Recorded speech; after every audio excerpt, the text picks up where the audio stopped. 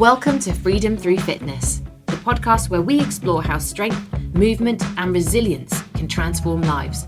I'm your host, Megan Batchelor, founder of Focused Personal Training, and each week I sit down with real people, local voices and expert guests to uncover the true power of fitness, not as a way to chase perfection, but to reclaim confidence, health and freedom. Based in Southampton, UK, and sharing stories that inspire everywhere. Let's get into it. In this episode, we're joined by someone who's had a huge influence on my own journey in the fitness industry, Sean Cole.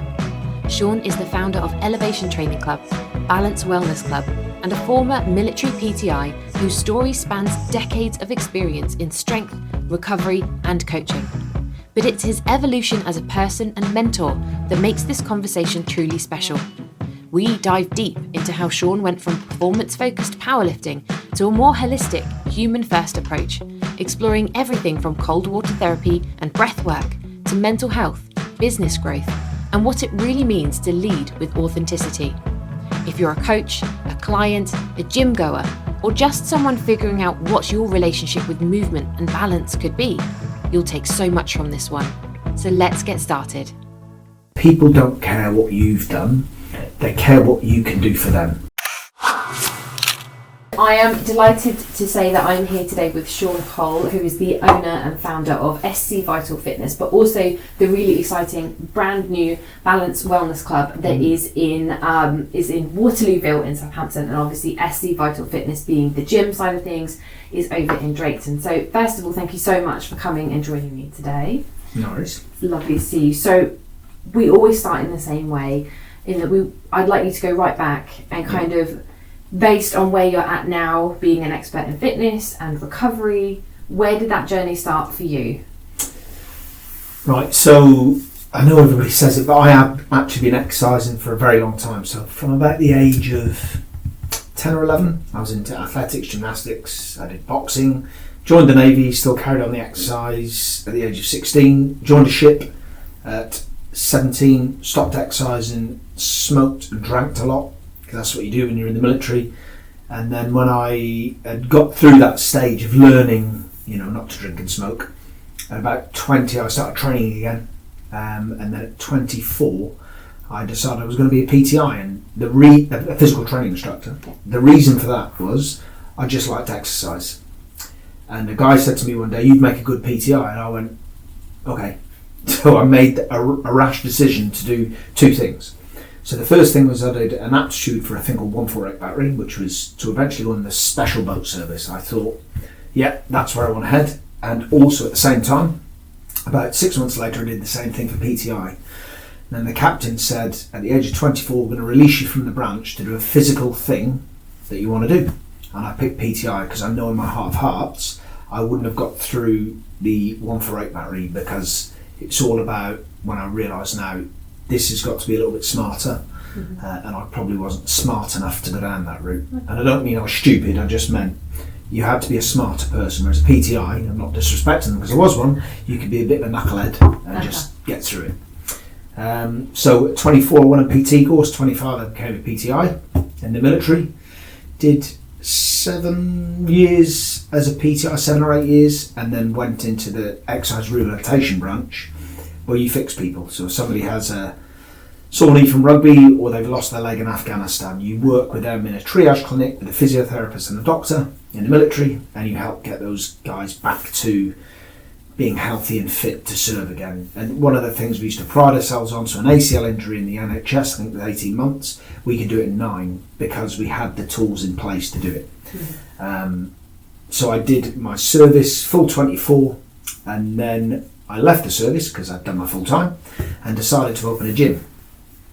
And I hadn't a clue how to do that. So for 2 years, I had a gym that did powerlifting, Olympic lifting and all the stuff, charging no money, making no money. It was hilarious. And after 2 years, my missus said, "You're making no money, we need to sort this out." So then I met my first business mentor, which was JC, Jean-Claude Lacassan, great guy, owns Foundry Fit now, and Thomas Plummer.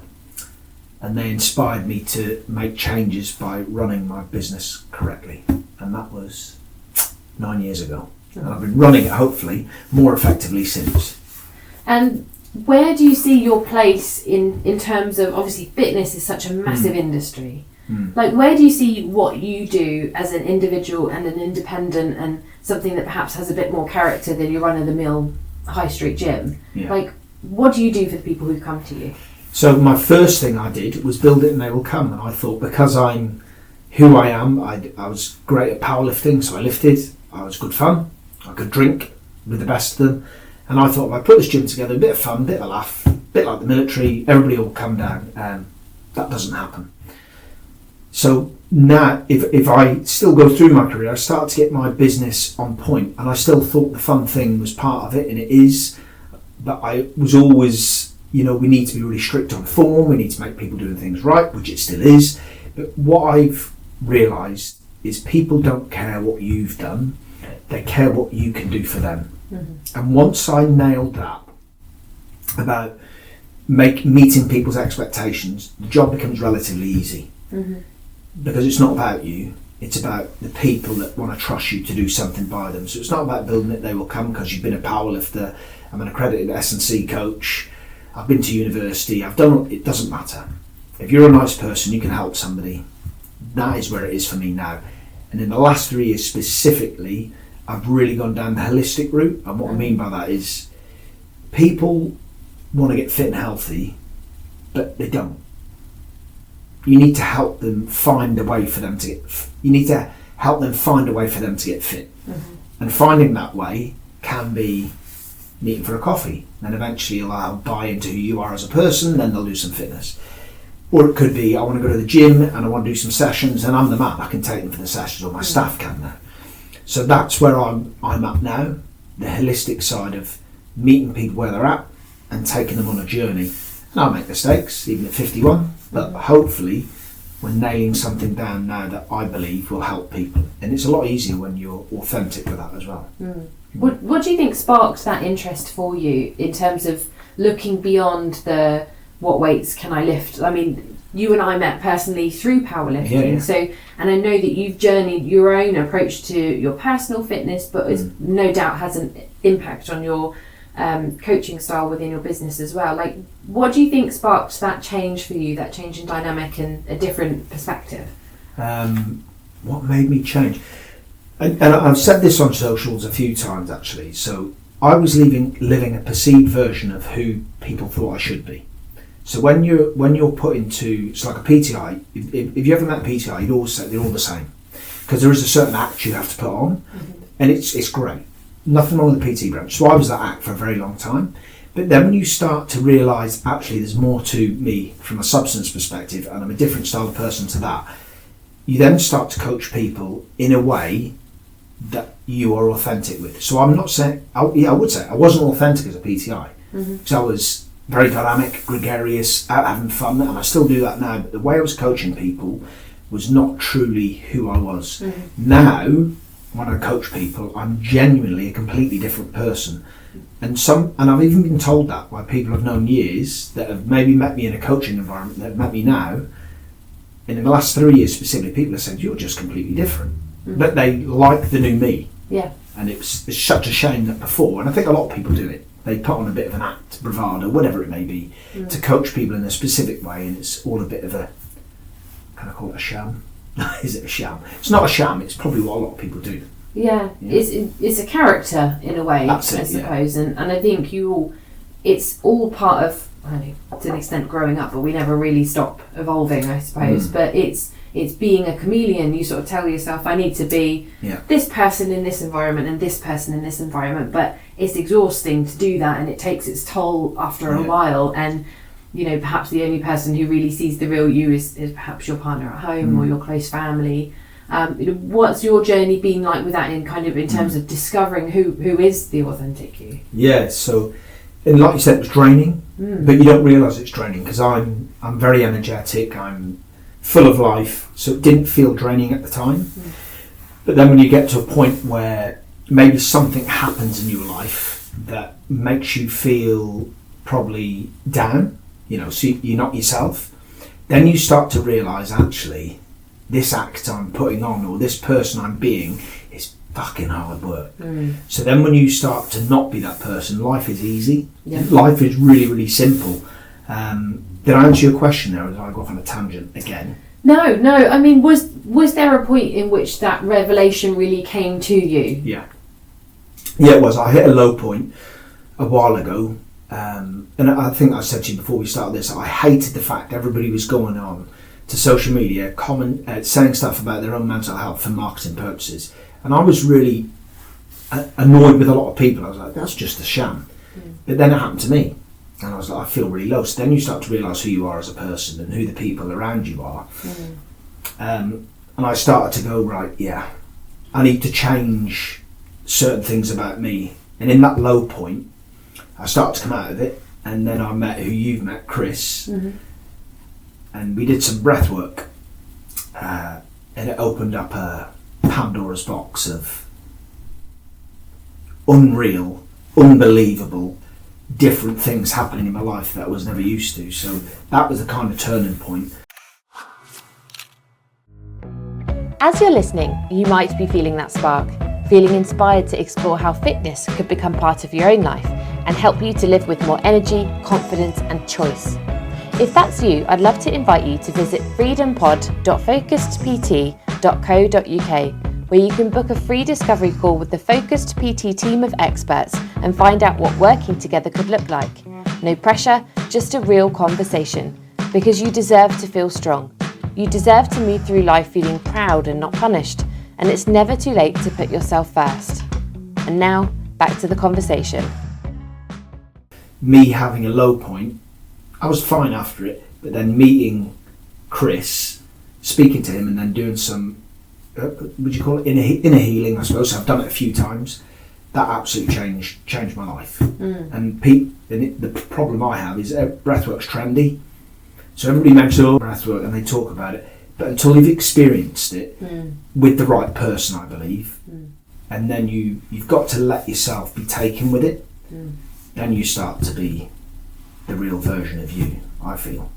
I think that's really interesting because so many people, that's kind of what they need to do when it comes to fitness as well, in terms of reaching out and having coaching and things like that. You've got to let yourself be taken with it. Yeah. And so the very act of you doing that for yourself in an area that isn't your comfort zone, in that breath work, and is it Chris Davies? Yeah, that's it. Yeah, so I think he's at the Chris Davies from the top of my head, but I'll make sure I get that in the podcast notes as well if people want to find out more.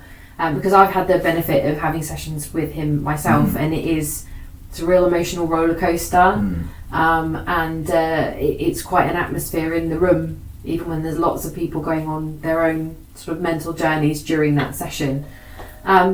What did that then give you then? So you started to turn a corner in terms of realizations about yourself, about perhaps being really the person you felt that you were at your core, or meeting him yourself, I guess, getting to know him yourself.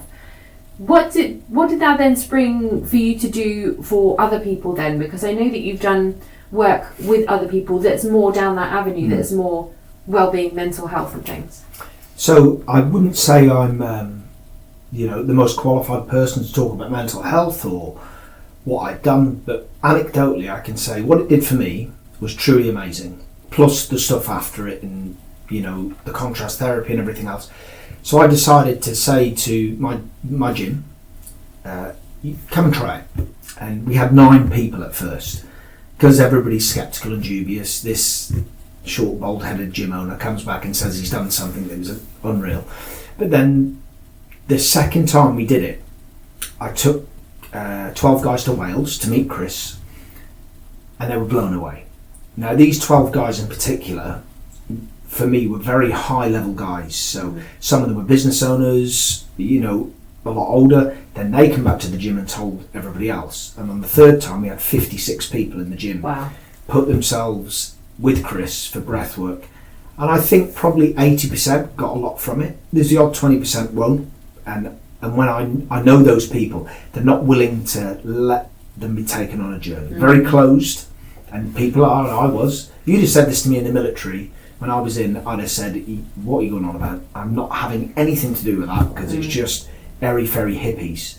But then when you meet Chris with the bald head and tattoos, who's ex-military himself, a Marine, you go, well, there must be something in it. And that's what, if I'd have met Chris and he was a hippie and really skinny and a vegan, I'd have went, I'm not doing it.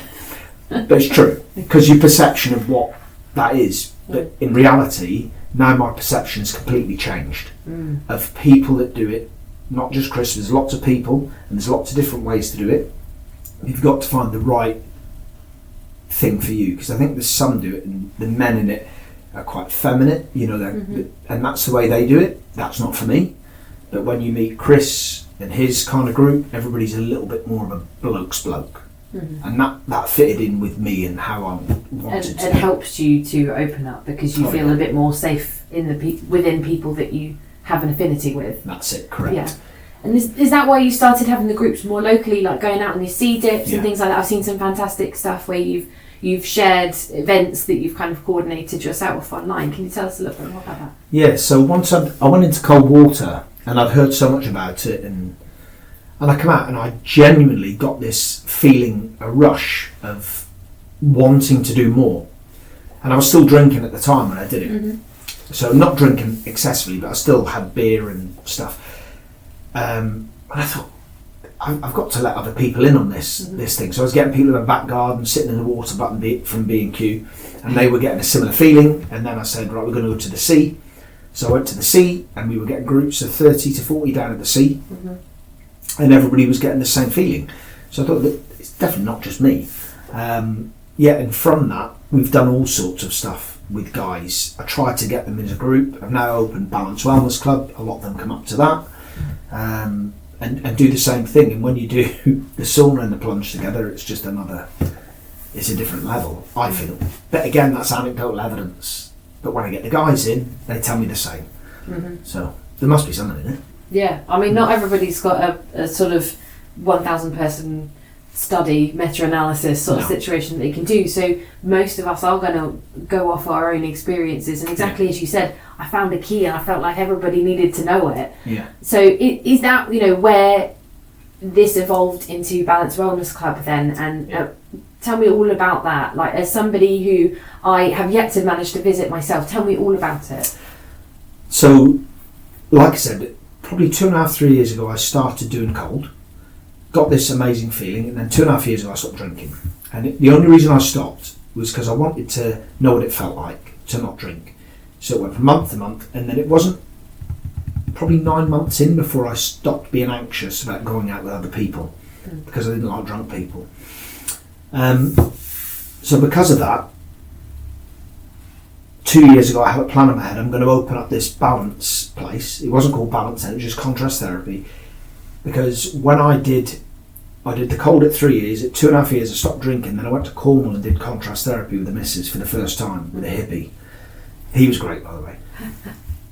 And I went, again, I've done the cold, I've done the breathwork, now I've done this. There's something happening here. Anecdotally, I can tell myself, I need to let other people know. So we started doing it. There was nowhere in the area that would do it. We've got the cold in the sea, and a couple of saunas by the sea, but it's not as comfortable.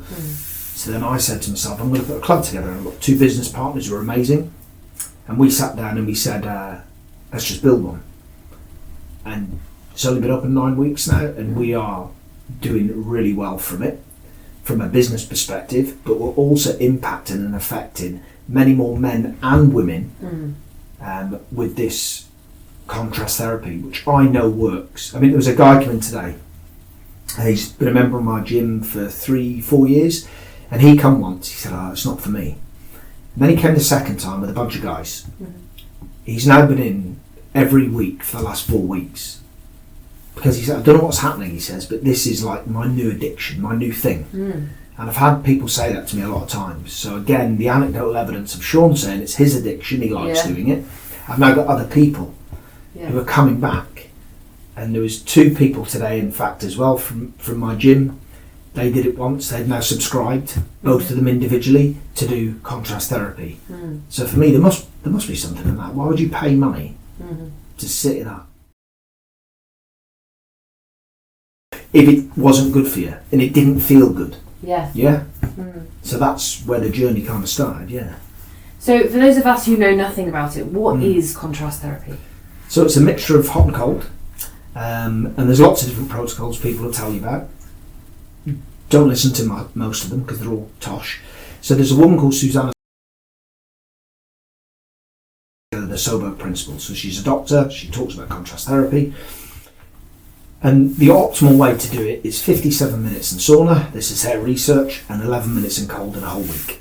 So if you can get that in, you'll get the feeling, the dopamine responses, the brown fat, everything about that kind of makes you feel good. Mm-hmm. And the problem at the moment with contrast therapy is there will be a few open soon, I know that.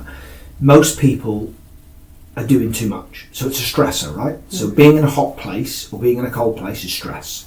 So what most people do, they impart too much stress onto the body in a daily working life. Mm-hmm. And they feel that contrast therapy is going to sort them out. Mm-hmm.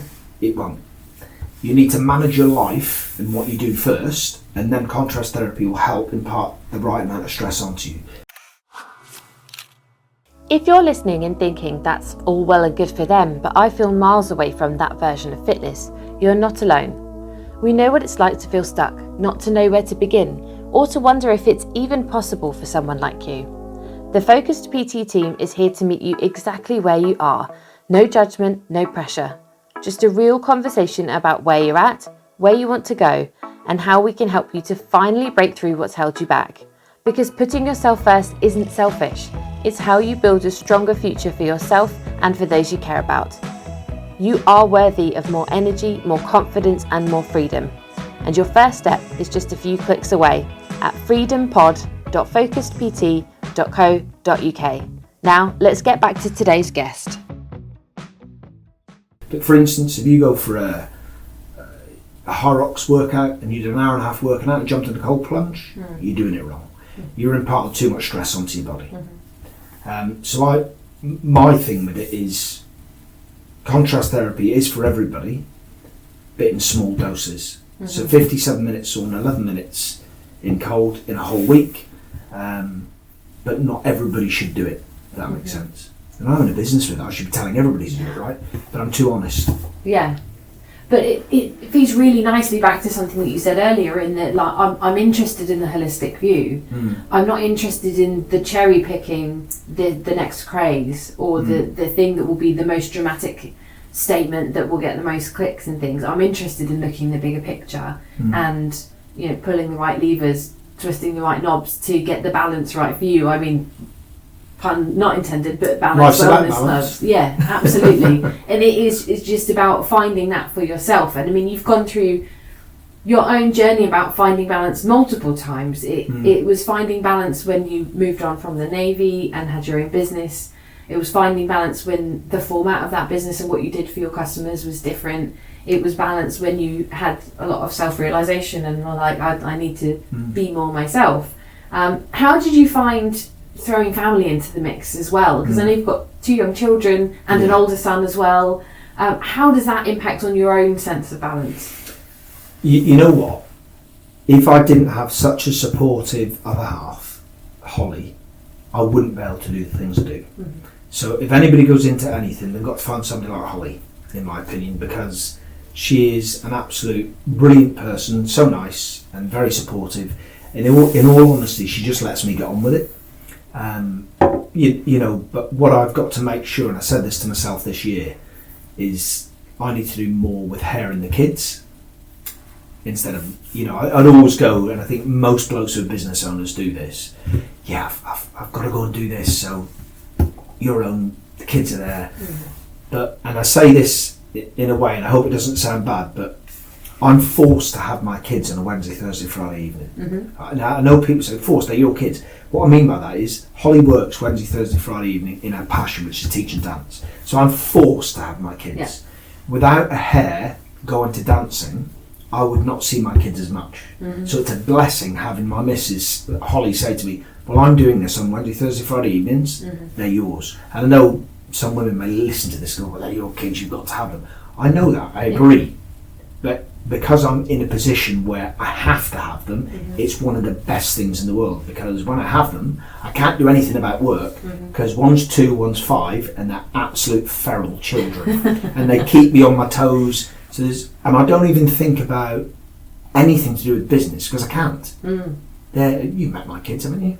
I think it's passing. They're just absolute crazy little things, but they keep me great. And my 24-year-old, my son, he's brilliant. He just comes down when he can. He's actually he's in Morocco surfing at the moment. Oh, lovely. He travels and stays in hostels and surfs. That's all he does. But when he comes down, the kids love it, and he's been for 24 really supportive of my ventures. You know, since the age of 16, he's watched me grow a business, and he's such a mature kid that he understands what I'm doing is for the greater good. Yeah. It's interesting how you sort of saying I'm forced to have my kids, or this time is ring fenced, or, in other ways, it's a non-negotiable. Like, I have this understanding with my partner, we've both got our boundaries, we've both got our own things, and that's the structure that works really well for you. And it just builds that sense of quality. But perhaps as coaches, that's also what we're trying to do, for clients and things. Sometimes you need an external person to put the boundaries in place to keep you on the guide rails and things. And sort of all of the experiences that you've gone through, all of those different life milestones and things along the way, if you were able to speak to either yourself or someone who's in a very similar situation, who perhaps listening to you speak today is kind of like, I don't think I am being myself actually very much of the time, or is drink giving me a little bit of anxiety actually the next day and leaving me feel this way, or maybe I'm not spending the quality time with my family that I should. Like, what kind of advice could you give someone in that situation? I've got the club called Balance, right? So balance to me, and we talk about life being about balance, but when you look at it from a physiological perspective, it's homeostasis, right? So you have two nervous systems, your parasympathetic and sympathetic, and we want to be in balance with both. That was why the name Balance came up, because I understood physiologically, if you can meet that requirement, it's a game changer. So there's lots of things that knock you out of balance. There's things you can control and things you can't. So you can't control, road rage, for instance. You're out there, so there's no point in getting annoyed about it, even though I do sometimes. I'm not saying I don't. But what you can control is the amount of alcohol you drink, your sleep, and people around you, because you can affect that. If you can control the controllable side of your life, you'll create balance, because you've got the stuff you can't control, don't worry about it, and the stuff you can, then you will have the right amount of stress you need in your life to perform and be better. Because if you don't have the right amount of stress, if you have nothing, you'll amount to nothing. If you have the right amount of stress, you'll get better. And as in business and myself, if I was in business like I am now, 10 years ago, I would not have been able to do it. Because I've had little bits of stress along the way that has made me better and better. And most people in life either have no stress or too much, because they're letting things affect them that they can't control. And because of that, the advice I would give to them, look at that and get yourself in homeostasis from a physiological standpoint and from a mental standpoint. You can't control it, don't worry about it. Yeah. Probably one of the things that came out to me the most during one of the breathwork sessions was that sense of trying to care a little bit less about what everyone else thinks about your progress. Do it for yourself and do it for your own sense of achievement. And I'm sure you're similar to me. If we could all live without social media, if we didn't need it for our businesses, we'd run for the hills. But what it does give is it gives you the opportunity, hopefully, to have frank conversations like this, and for somebody at home to get a sense of clarity or a sense of I'm not on my own in the way that I feel with that situation. And perhaps whether it's about something like contrast therapy, feeling like I've got better understanding and I feel like I can see how I can access that, or about exercise and it doesn't have to be 100% all the time. The exercise doesn't have to hurt to be functional for me. That's a whole other conversation. Then maybe there's a few golden nuggets out there on social media that can hopefully do what it was meant to do, which was bring people together. That's it. A little bit more, rather than being a comparison. Yeah. Now, there's loads of benefits that you've had from those different milestones in your journey in terms of kind of freeing yourself from the character that you felt that you had to be, or the stress levels of your business, or the stress levels of doing that kind of exercise, that it must be heavier, I must do one rep more, I must go a little bit faster. So, this podcast is all about meeting people and sharing their journeys about how fitness and in this case well-being has enabled them to live the lives that they want to. So what does that phrase like freedom through fitness mean to you? Freedom through fitness. Let me think about this. Freedom through fitness. I think a lot of people are trapped by what they do in fitness. They perceive that they should go twice a day, every day of the week and all that. So freedom to me through fitness is all about imparting the right amount of stress. Because then if you impart the right amount of stress, you'll get better in your fitness, but also you'll have a better life. So freedom through fitness, having a better life means living longer, healthier. So if you can get to a point with your exercise, and your exercise are not to look good, not to get a six-pack, but just to feel amazing on a daily basis, that is freedom through fitness, in my opinion. Fantastic. Well, I just wanted to say another really big thank you for coming and spending your time with me today. And of course, as I mentioned earlier on, if anybody would like to find out more about Balance Wellness Club over in Waterlooville, then just find Sean and his team on @Balance Wellness Club on Instagram, I'm assuming, and on Facebook as well. Facebook, yeah. Fantastic. And you'll be able to find Sean, and if you have further questions, even about fitness and SE Vital Fitness over in Drayton as well, that'd be, I'm sure you'd welcome any inquiries and questions and how we can help. Thank you very much. Thank you very much. That's it for today's episode of Freedom Through Fitness. I hope you're leaving this conversation feeling inspired, encouraged, and maybe just a little more connected with the version of yourself that you're working toward. One that moves with confidence, lives with more energy, and chooses strength on your own terms. If you're ready to take that next step, don't forget, the Focused PT team is here to support you. You can book a free discovery call right now at freedompod.focusedpt.co.uk. No pressure, just a real conversation about what your freedom through fitness could look like. And if you enjoyed this episode, please share it with a friend, tag us at FocusedPT UK, or leave a quick review. It helps us reach more people and keep these powerful conversations going. Thanks so much for listening. I'm Meg Batchelor, and I'll see you next time.